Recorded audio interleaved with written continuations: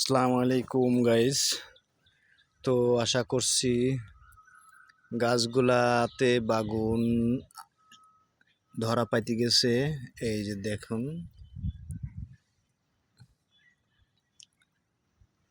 তো বাগুন গাছে বিষ মারতেছি আমি।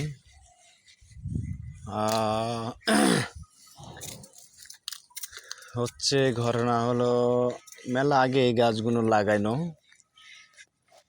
তো দেখুন আপনারা, আমি পাশে ঘাসও আছে আর পাশে একটা বাগুন করেছি। এই যে দেখুন মেলাই গাছ। তো